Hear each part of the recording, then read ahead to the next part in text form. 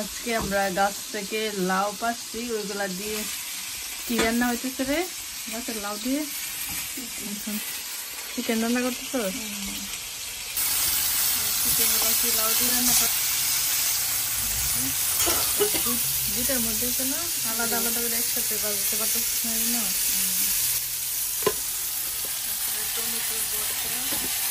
টমেটোর ভর্তা হবে।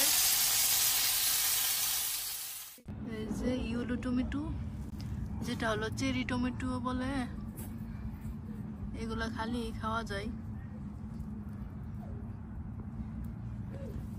কয়েকটা কালার আছে, একটা হলো লাল, তারপরে এই যে হলুদ কালারের একটা।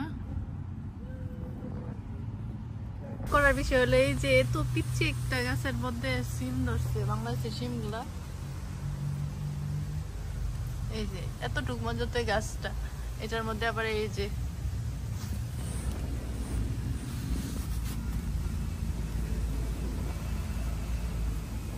একটা আপেল গাছ।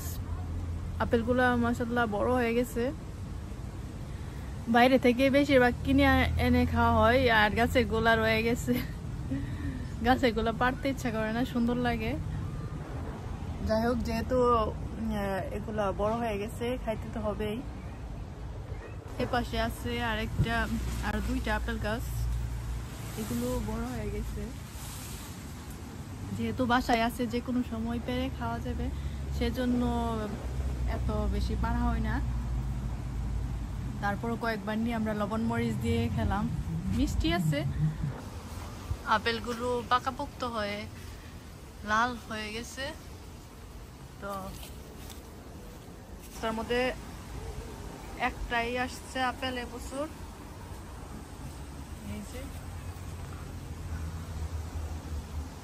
ছোট গাছটা, গাছ থেকে পেরে আনা লাউ গুলা। যাক, আমরা লাউ ডুকাও খাইছি অনেকগুলা, তারপরে এখন লাউ খাইতেছি না। তামড়া গুলা রাখছি, পেঁয়াজ, তারপর ধনে পাতা আর কাঁচামরিচ না, আমার দেখে খিদা লাগে গেছে।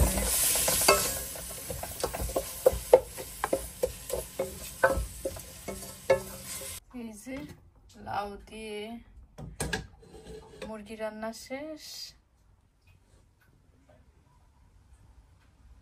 কি সুন্দর হয়েছে কালার, দেখতে বোঝা যাচ্ছে অনেক মজা হয়েছে।